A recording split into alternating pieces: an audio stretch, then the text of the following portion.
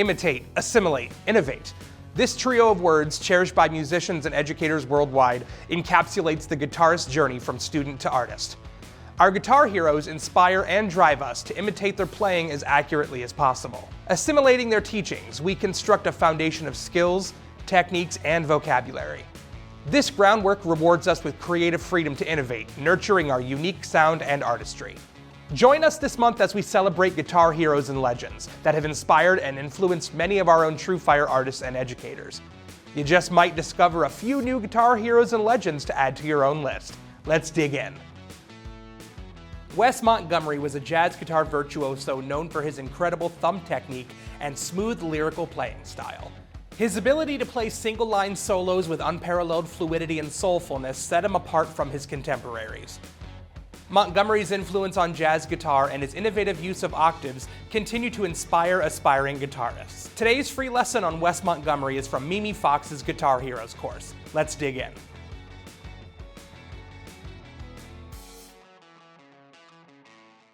Hi folks, I'm really excited to be talking about one of my, I guess one of my biggest influences, the great Wes Montgomery.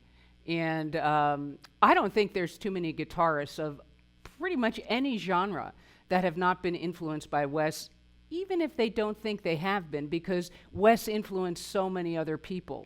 In fact, George Benson taught himself to play from listening to Wes. Wes taught himself to play by listening to Charlie Christian. So there's a great legacy of guitarists that are so influenced, and by the people that came before them.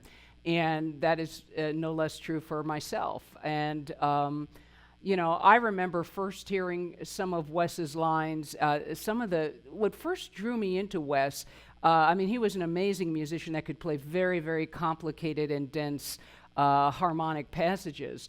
But what first got me and what first just nailed it for me and sold me on Wes was some of his bluesy phrasing. First of all, he wrote so many great blues songs. And sometimes he'd play a phrase with octaves.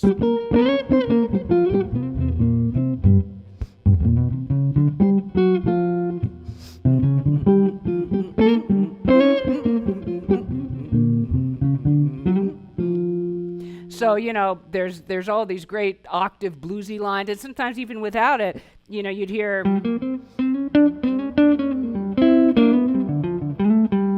In fact, the piece of mine that I'm going to play that is Wes inspired, called Buddy's Blues, the melody from that just sounds like it could have been one of Wes's pieces that just somehow was a basement tape and never made it to a recording. So of his, but there's just so much great stuff that Wes did, and so that was the first thing for me, the blues.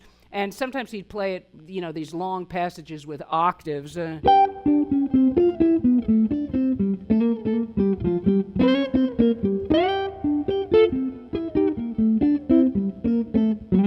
So there'd be chromaticism, there'd be octaves, but it was all really rooted and deeply influenced by the blues. And as I have said many times, it never sounds bad to play the blues. Blues is so foundational for us as jazz musicians, but also for rock musicians, for singer-songwriters. Everybody's been influenced by the blues because it is one of our great American treasures that we have to be so proud of. So there's all Wes's great, bluesy lines, repeating motifs.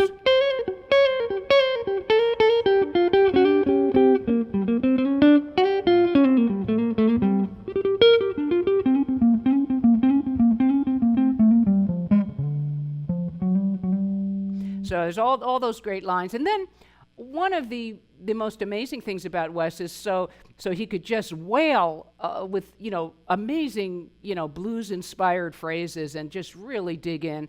But he also did some really cool stuff harmonically, and you'll probably hear me do this. It comes out really naturally in my playing. One of the sounds that I love that Wes would do is he would take, and this is you can really hear this in his one of his original pieces called Kariba, where he takes a dominant chord. In this case, it's a B-flat 7, and he likes to work with the arpeggio That's also from the same parent key, but he takes an A flat major 7 arpeggio, so the arpeggio down a whole step from the B flat 7, and he plays these beautiful lines over it.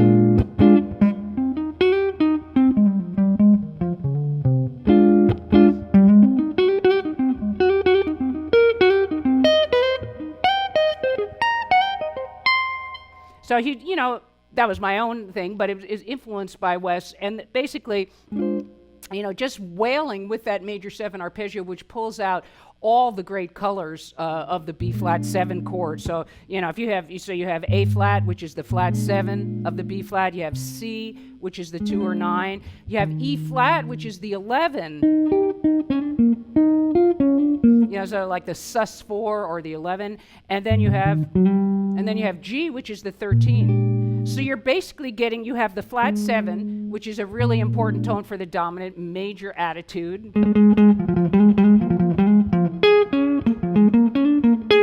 Right? The flat 7, I mean, if I had to pick one tone, I mean, the 3rd really outlines the chord, but the 7 is just got so much, just so much attitude. So, right? So that's the flat 7, and then he has all the colors. So if you have this B flat 7 chord, now he's adding all the colors, the 11, the 13, and the 9. So it's as if that was the chord that you're playing. Very colorful, very, very rich. And of course, Wes would mix that arpeggio with some bluesy phrases, and it all just, you know, it all just works so beautifully. So you're going to hear, as I'm playing, you're going to hear just the influence of Wes. And, you know, of course, over the years, I've taken some of those Wes-inspired phrases, and then I've added some chromaticism of my own, and maybe changed the rhythm and done a few different things with it. But you can't miss the influence of Wes. I like I said, there are so many great players in all genres that, you know, really, whether they know it or not, are tipping their hat to Wes, because, you know, it was so strong. And, you know, I have to say another thing about Wes that totally blew my mind when I first really got into his stuff is his rhythmic drive was so strong. Sometimes he would just play like,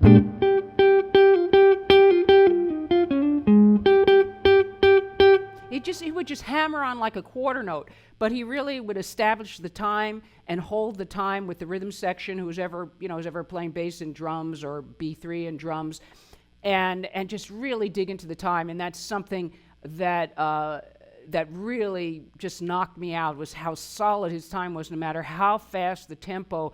And some of his original pieces were super fast. You know, of course, the fact that Wes didn't use a pick and was doing it all with his thumb is just, you know, beyond, you know, freakish. It's just simply phenomenal.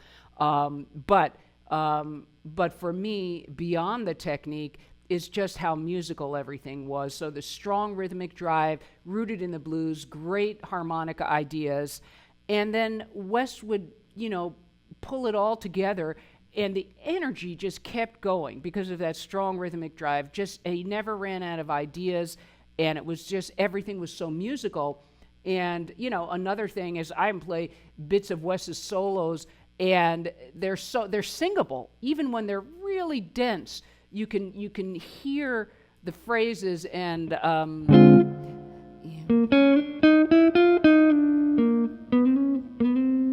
you know,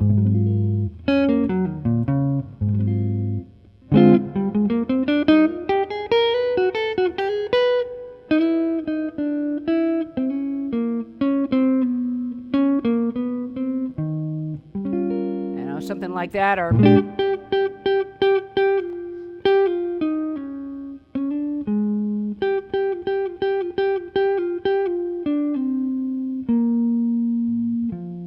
the different ways that he would do things that are just so,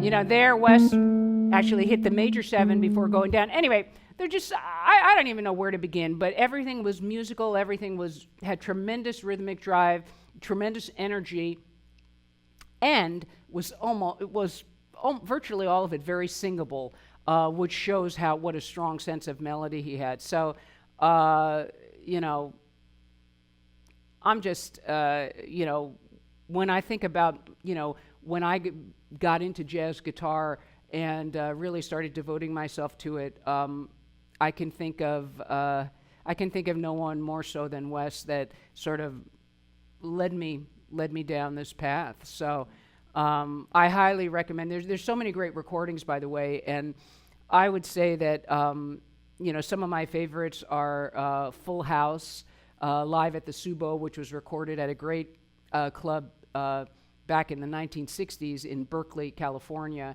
And that's, you know, Full House is just a classic recording with Johnny Griffin on tenor. And just, you know, everything is just smoking on that. There's also, speaking about smoking, another great recording is Smoking at the Half Note.